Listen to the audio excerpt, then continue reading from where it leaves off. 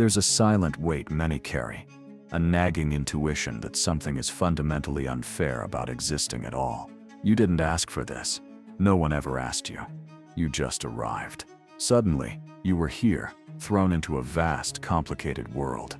A place that demanded your participation. It asked for your pain. It promised you struggles.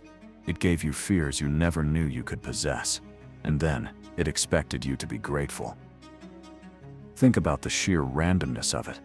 The lottery you were forced to enter. The moment your parents decided to bring you here. They called it a blessing. They called it love. They called it a miracle. But did anyone stop to consider the raw reality of what they were doing, what they were actually creating? They weren't just making a body. They were conjuring a consciousness, a fragile mind that would one day feel disappointment, a heart that would break, a spirit that might eventually just grow tired. This isn't just some dark thought that crosses your mind late at night. It's a brutal, undeniable truth. One that most people spend their entire lives trying to outrun.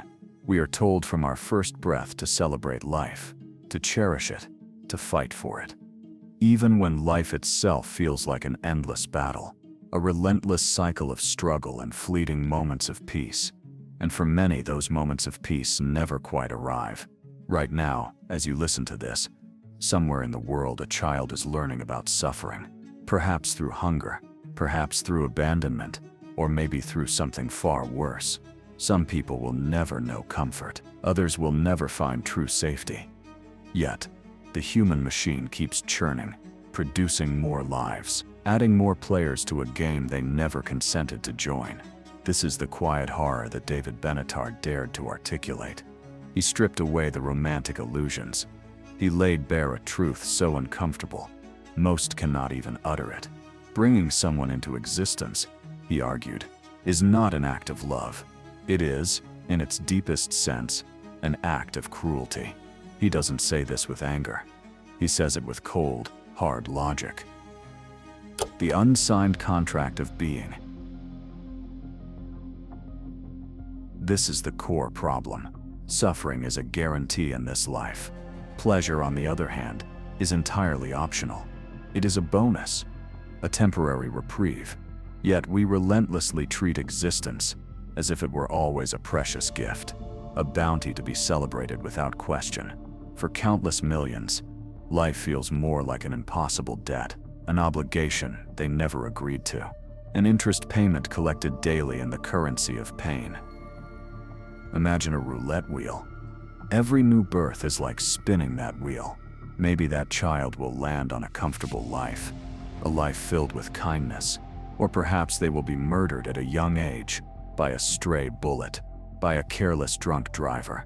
Maybe they will become a genius, someone who reshapes the world, or maybe they will end up forgotten, homeless, dying alone on a cold street. Society, however, only sees the potential upside. It applauds the first cry. It praises the arrival. It calls it love, when often it is nothing more than ignorance, or ego, or sheer convenience. Benatar, in his book Better Never to Have Been, states it plainly. Existence brings pain. Non-existence brings nothing at all. Nothing cannot miss pleasure. But existence feels pain, and this simple truth, he claims, makes birth a fundamental mistake. This is the heart of what we must consider. The idea that life might not be a gift to bestow. It might instead be a burden to proactively avoid. We are diving into antinatalism here, a philosophy that challenges the most sacred human idea, the very sanctity of life itself. We will not soften this message, not with pretty language, not with comforting fantasies, not with false hope. Because the truth is, life is not a present handed to you. It is a contract, a document you never signed, one written by someone else entirely, and you are forced to pay for it. Every single day, the interest on that contract is collected in blood, in tears, in crushing disappointment. Those who insist life is beautiful are often telling you an edited version of their own story. They highlight the good parts. They crop out the painful sections. Then they call it meaning. But life is not an amusement park ticket. It is a sentence, a term you must serve. Suffering is mandatory here. Pleasure is a temporary, unstable bonus. The notion that life is a blessing, Benatar argues, is one of humanity's most powerful propaganda campaigns. From the very moment we are capable of understanding, we are taught to be grateful for life, even when it feels unbearable. Think about it. A child endures abuse. They are told it will make them stronger. A teenager struggles with depression. They are told others have it worse. An elderly person, abandoned and alone, still feels guilty for complaining. This is what Benatar labels the pro-birth illusion, the false belief that being born is always a net positive. He writes that people consistently overestimate the quality of their own lives. They consistently underestimate how common suffering truly is. This combination creates the belief that life is inherently worth living. But step outside. Look around with truly open eyes. The truth is laid bare. You see people in hospital corridors, waiting for pain relief that never comes. You see children going to sleep hungry, on thin mattresses on hard floors. You see individuals laughing in public, while silently dying inside. Where is the gift in any of that? These are not rare exceptions. These are not statistical outliers. These are the fabric of existence for many. The World Health Organization reports over 700,000 suicides each year. That is nearly one person every 40 seconds. And those are only the cases officially recorded. Depression is the leading cause of disability across the globe. Almost 1 billion people exist in extreme poverty. When you take a wider view, life does not appear to be a blessing at all. It looks more like a badly designed lottery. A rigged game. Some win comfort through genetic luck or geographic fortune. Others bleed every single day. If these raw truths resonate with something you have felt, something you have often suppressed, then consider joining this conversation. There are more hard questions ahead. There are more illusions to confront. Becoming part of this community means not running from the uncomfortable realities. It means seeking clarity. Benatar insists that suffering matters more than pleasure. Why? Because suffering is deeper. It is heavier. It is far more permanent in its impact. You might experience 5 years of happiness, but 5 seconds of intense tragedy can be enough to shatter everything. That is the very heart of his argument. The asymmetry of suffering. Existence always carries the potential for pain. Non-existence carries none. This makes non-existence not merely neutral. It makes it superior, because where there is no awareness, there is no pain. Think of the pains that never truly fade. A mother who loses a child. She may never sleep peacefully again. A man abused in his childhood. He spends a lifetime grappling with trauma. A woman with a chronic illness. She lives in a cage of constant discomfort. A person who wakes up each day with no reason to continue, yet they drag themselves through anyway. These stories are everywhere, and yet the cult of life demands we ignore them. It asks us to look at a newborn baby and see only hope. Never the inevitable suffering that comes with being alive. But suffering is not some random accident of life. It is the gravitational center of it all. It pulls everything toward it. Even the happiest person cannot escape the burden of empathy. To truly feel means carrying the weight of knowing how much others are hurting. The silent weight of experience. Benatar maintains that most people live worse than they actually think. They become so accustomed to their own pain, so used to it, they normalize it completely. What they call resilience, he suggests, may simply be numbness. This is the profound lie of the so-called gift of life. Life is sold to us as if it were an absolute good, but it offers no guarantees. There is no return policy. There is no opt-out clause. You do not get to choose. You are simply thrown into it. If you had never existed, you would never cry. You would never be betrayed. You would never wake up at 3 in the morning with your heart in absolute collapse. And you would not miss any of it either, because nothingness does not feel longing. It does not feel emptiness. It does not feel despair. Benatar explains this concept through a simple equation. He outlines 4 distinct scenarios. First, if someone is born and experiences pleasure, that is good. Second, if someone is born and feels pain, that is bad. Third, if someone is not born and therefore does not feel pain, that is good. Fourth, if someone is not born and does not feel pleasure, that is not bad. There is no one there to miss it. This is the fundamental asymmetry at the heart of his philosophy. The absence of suffering is always a good thing, even when no one exists to experience that absence. The absence of pleasure is not bad, unless there is someone there to regret missing it, and only existence can create a being capable of regret. This logic is difficult to deny, once you truly understand it. Nobody cries today for not having lived in the 14th century. Nobody mourns the fact they missed the grand parties of ancient Rome, but millions today cry, every single day, for simply being alive. Millions wish they had never been born. This is not some abstract idea. This is real. Imagine a child born with a degenerative disease. They will never run, never speak, never live past 10 years old. What justice is there in giving that existence? Or the baby born from rape, abandoned in an orphanage, growing up without love, without safety? Or the teenager who at 13 already attempts to end their life? They understand the world has no place for them. If these individuals had never been born, they would not have lost a miracle. They would have been spared an injustice. Benatar does not claim that all life is constant misery. He admits there are good moments, but he insists those moments never truly outweigh the pain, because pain carries more weight. It is heavier and worse. Pain is unavoidable, while pleasure is deeply uncertain. You cannot guarantee joy, but you can absolutely guarantee suffering. That is the imbalance. And in a world where suffering can be brutal, involuntary, permanent, non-existence becomes the only truly safe option. This is the moral core of antinatalism, the stark realization that not creating life is the only way to guarantee not causing harm. Think about it this way. Pleasure is a luxury.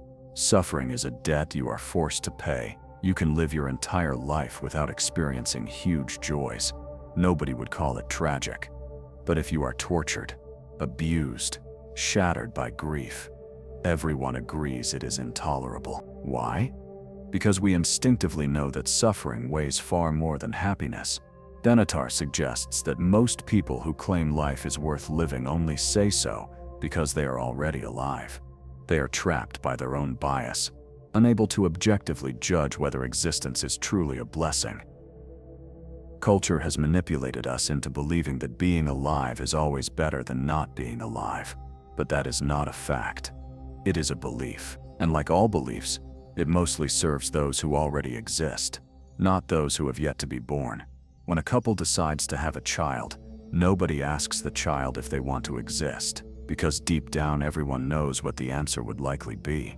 Birth is the only act where one person imposes an entire lifetime onto another, without consent, without escape, without an exit clause. And yet, the parent is often treated as a hero, as if they have given a precious gift, when in reality, they may have condemned someone to a sentence. Benatar is blunt. No possible benefit could ever justify exposing someone to extreme suffering, not without their explicit consent. That is the real ethical tension. No one is born by choice, yet life is forced upon them. People often say they have children out of love, but often, that is not the entire truth. Many have children out of loneliness, out of vanity, out of social pressure, out of fear of dying alone, out of a desire to leave a piece of themselves behind, out of the hope of being loved unconditionally. This is what Benatar terms reproductive selfishness.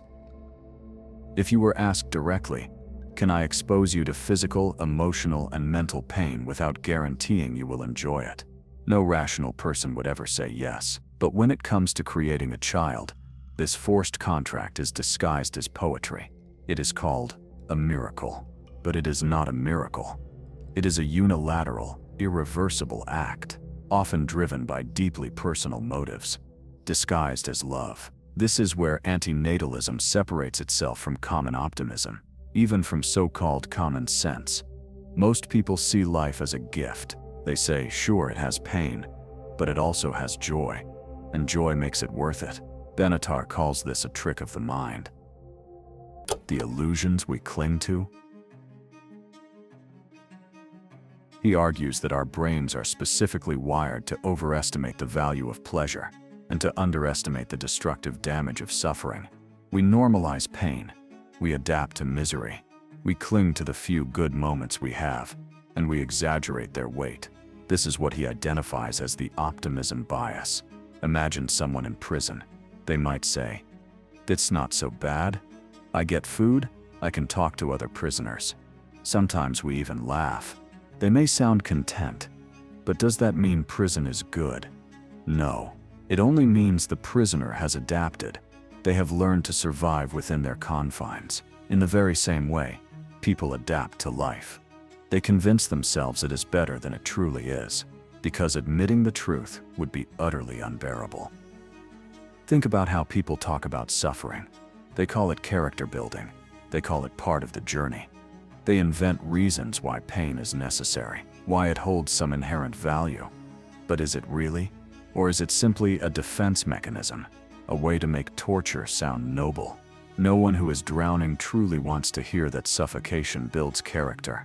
The truth is, suffering has no guaranteed lesson. It can crush far more than it teaches.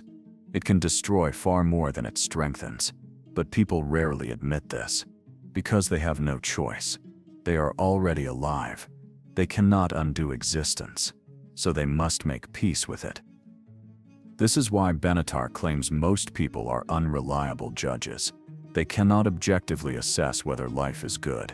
They are forced to defend their own condition. It is like asking a soldier in the middle of a brutal war if the war was worth starting. What else can he say but yes? To admit otherwise would mean his suffering, his sacrifice, is meaningless. Humans fear meaninglessness more than they fear pain itself. That is why they invent myths. Myths about life being sacred, about existence being inherently valuable. Without these comforting myths, the truth becomes too heavy to bear. Benatar cuts through these illusions with one simple, piercing question. If life is so good, why do people resist having more of it? Why do people dread aging? Why do they fear death? Why do they fight against prolonging existence beyond a certain point? If life were truly an unqualified blessing, eternal life would be the highest dream imaginable. But almost no one truly wants to live forever. They only want to live long enough to have some pleasure, then end it, before it becomes unbearable. This reveals the core contradiction. People call life a gift, but they place very strict limits on how much of that gift they actually want. The reason is simple, because life contains too much suffering, enough to make even endless pleasure not worth the ultimate cost. If this exploration of Benatar's ideas has opened your mind, there is a whole playlist waiting for you. Dive deeper into his thoughts, his challenges to conventional wisdom. The link will be in the pinned comment below. Imagine this for a moment. You are offered a machine. This machine guarantees you constant joy, unending pleasure, but with one critical risk. At some unknown point, without warning, it might electrocute you with unbearable agony, an agony that could last indefinitely. Would you step into that machine? Most would say no, and yet Benatar argues that is exactly what life is. It offers moments of joy, moments of connection, but at any time, without warning, it can crush you. With pain so deep, it erases all previous meaning. The death of a loved one, a terminal illness, a freak accident, a betrayal, a war. Life is not a safe bet. It is a gamble. The stakes are infinite, and you never agreed to play. The price of unasked existence. This is the hidden cruelty of birth. People are forced into the game without consent. Then they are told they should be grateful for being allowed to play at all. Benatar insists the reason people resist antinatalism is not logic. It is raw emotion. This idea threatens the very foundations of family, of religion, of culture itself. If he is correct, then parents must accept they forced life onto their children. Religions must admit that creation is not always a gift. Governments must stop treating population growth as automatic progress. These truths are too profoundly uncomfortable, so people label them as extreme, as depressing, as insane. But dismissing an argument does not disprove it. Reality remains. Wars keep happening. Children keep starving. People keep killing themselves. Suffering does not simply vanish, just because it is inconvenient to admit its presence. And this is the immense weight of Benatar's philosophy. He is not offering hope. He is offering honesty, a kind of brutal clarity, one that most people spend their entire lives running from. At the end of his book, Benatar addresses the obvious question: if life is so bad, why not just end it now? His answer is subtle, but critically important. He does not promote suicide. He states that once you exist, there can still be valid reasons to continue. There are responsibilities. There are relationships. There are still moments that make endurance possible. The harm of dying can sometimes outweigh the harm of living. Suicide can create deep trauma for loved ones. It can cut short the few good experiences life still offers. For those who already exist, the choice is complex. But for those who do not yet exist, the choice is simple. Non-existence avoids all harm, without losing anything at all. Benatar separates two distinct ideas: ending a life already in progress, and not starting one in the first place. He sees them as completely different. Suicide ends a life that has already begun its journey. Antinatalism prevents the harm before it ever begins. Prevention is always safer than cure. That is why he insists the moral act is not to destroy life, but to stop creating it in the first place. This distinction is critical. Antinatalism is not some cult of death. It is a philosophy of prevention, a refusal to gamble with someone else's pain. Benatar admits this is a hard truth. It goes against every instinct, every tradition, every hope humans desperately cling to. People want to believe that life has meaning. They want to believe that creating new life is sacred. They want to believe suffering is worth it. But wanting something to be true does not in itself make it true. Philosophy is not about comfort. It is about clarity, and clarity often hurts deeply. Imagine a world if everyone accepted this idea. The population would slowly decline. Fewer children would be born into poverty. Fewer lives would begin only to end in war or in disease. The cycle of suffering would slowly unwind. Humanity would not vanish overnight. People would still live out their natural lives, but the chain of new suffering would finally stop. The world would become quieter, gentler, less cruel. Of course, this vision terrifies most people. They see it as the end of progress, the death of legacy, the collapse of meaning itself. But what is meaning? If it is built on the suffering of innocence, what is progress? If it demands billions of silent victims, born only to endure pain they never asked for? These are the questions Benatar forces us to confront. He does not provide easy answers, because there are none.